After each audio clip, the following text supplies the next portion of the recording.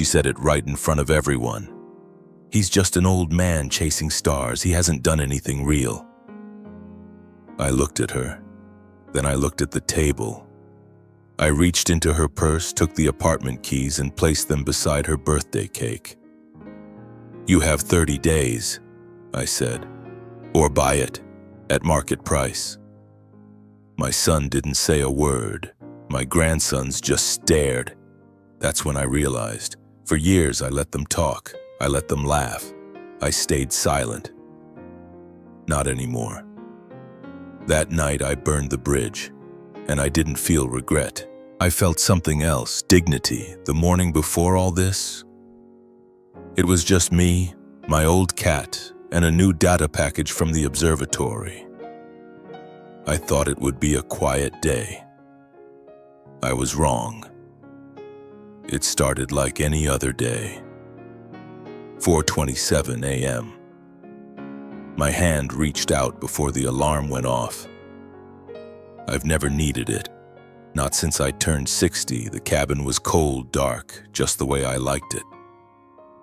Neptune, my red Maine Coon, stretched his long body at the foot of the bed. His tail swished, feather light.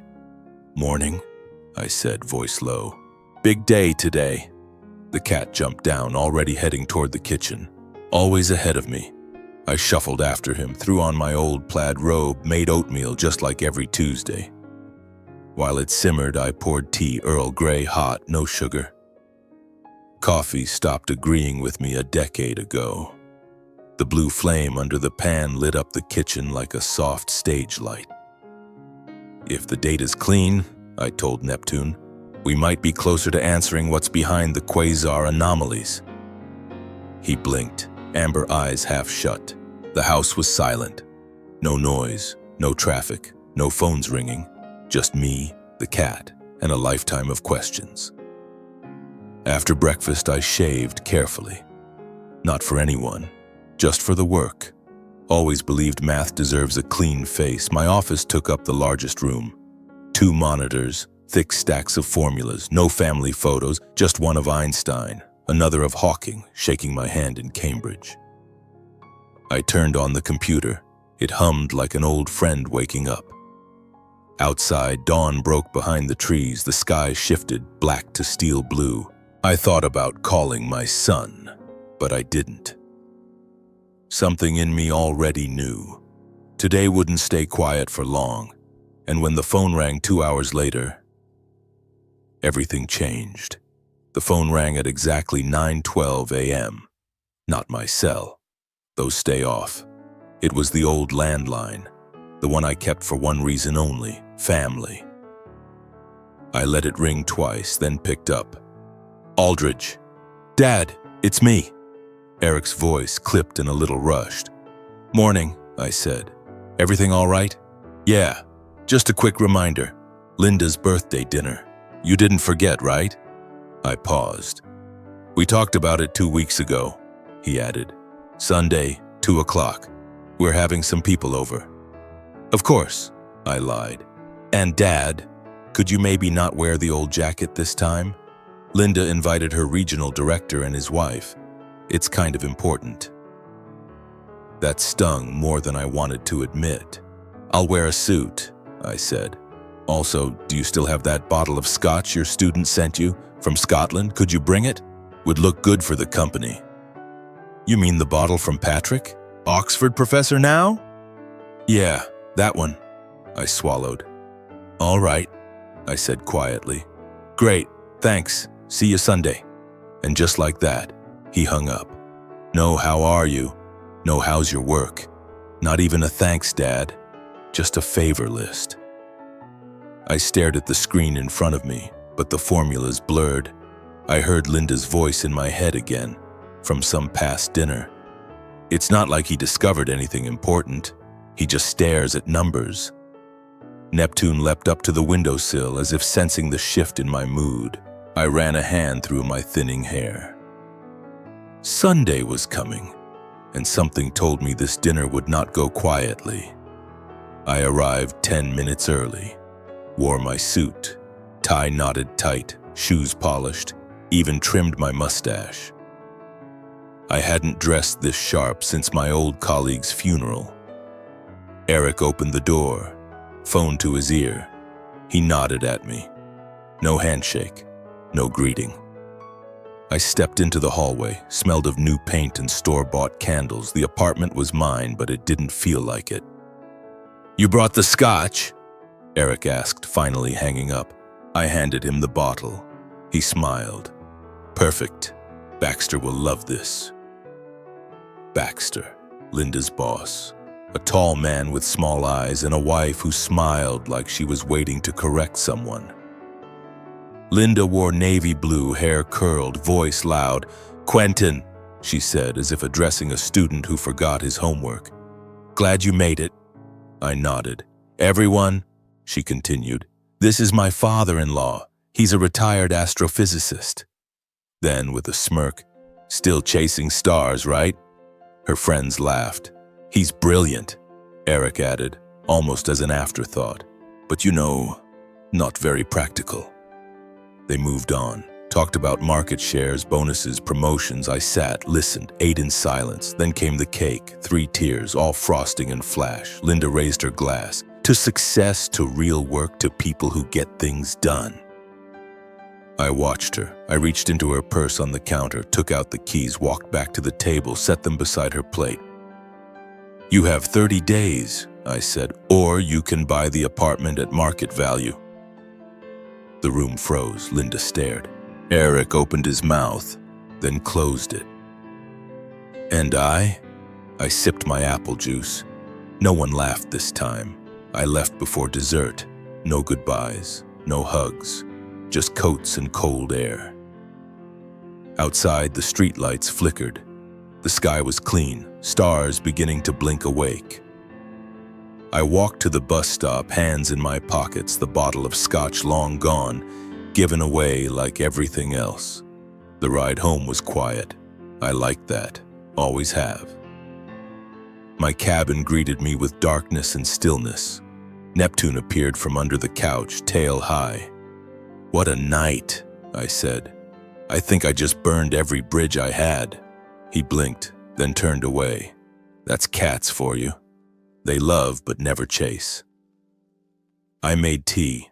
No dinner, just a slice of bread with some old cheese. Sat at the kitchen table.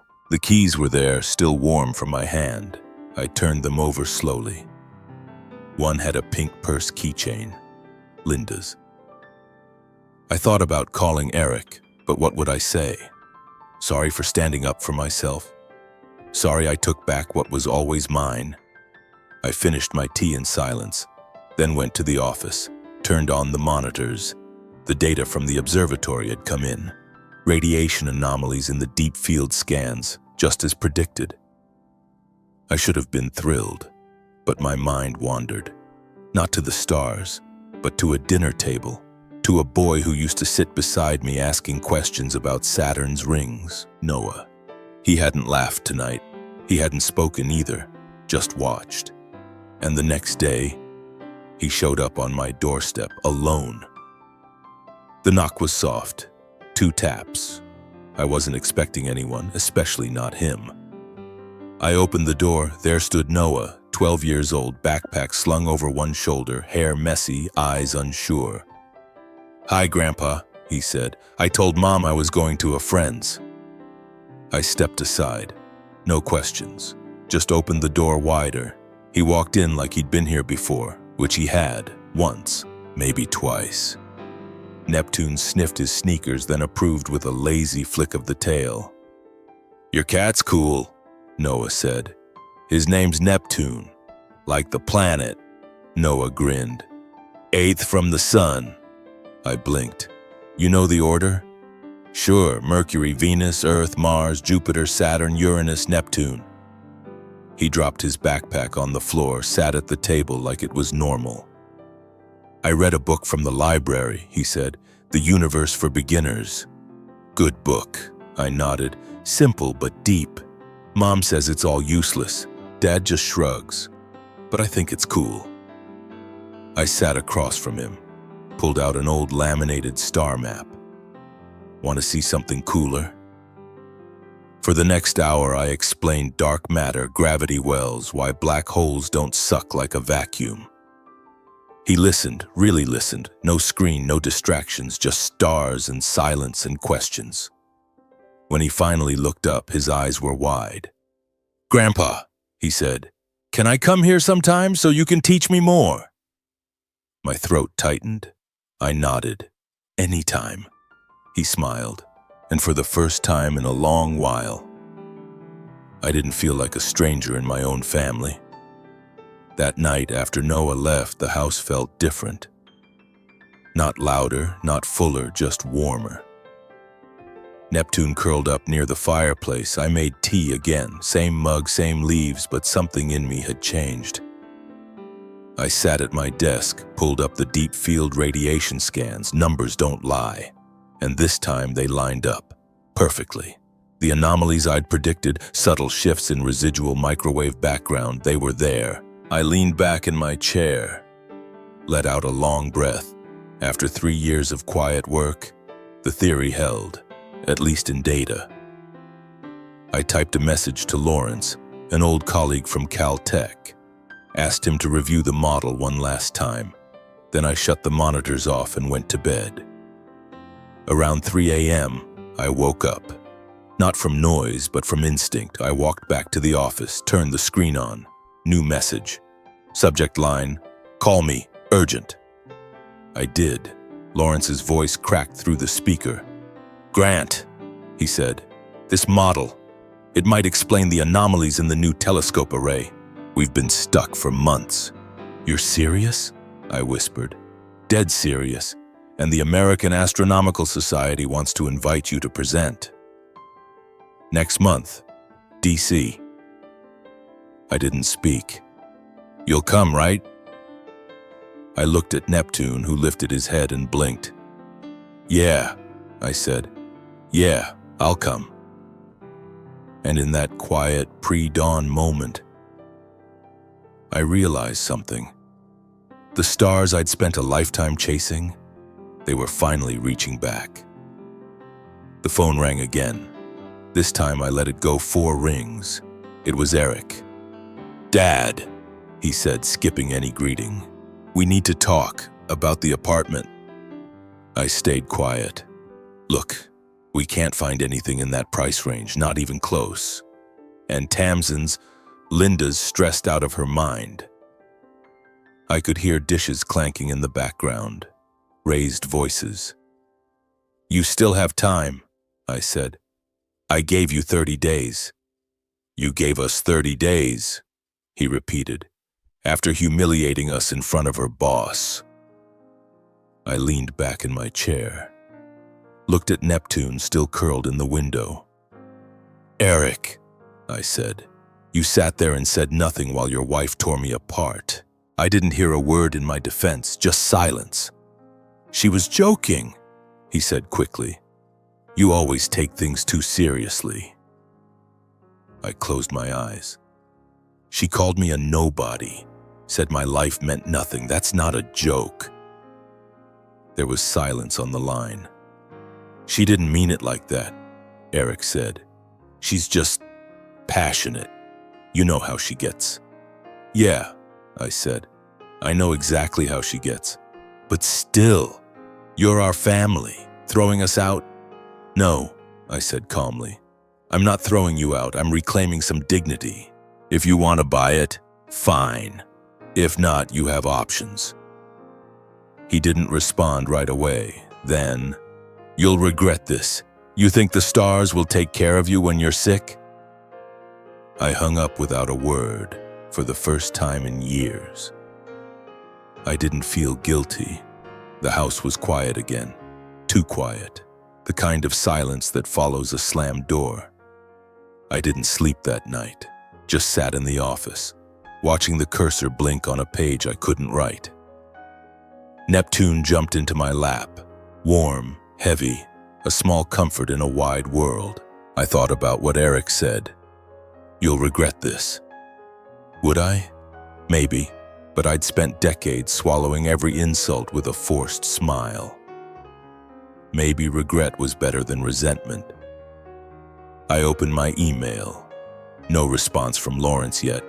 The conference was still 3 weeks away. I checked the news, scrolled headlines. Nothing reached me. Then the phone rang. Not the landline, my cell. Only one person ever calls that. "Grandpa?" Noah's voice was soft, unsure. "I got an A on my black hole paper. Teacher said I explained it better than the textbook." I smiled, for the first time that day. "You deserved it. It was that book you gave me," he said, "and you explaining it. That helped more than anything." "I'm proud of you," I said, voice steady. "Dad said I can come over Saturday. He'll bring me." I sat up. "Your dad?" "Yeah." He said, "It's okay." I looked at Neptune. He blinked as if saying, "Told you so." "Of course," I said. "I'd love that." "Cool." He paused. "Can we look at the stars again?" "We will," I whispered.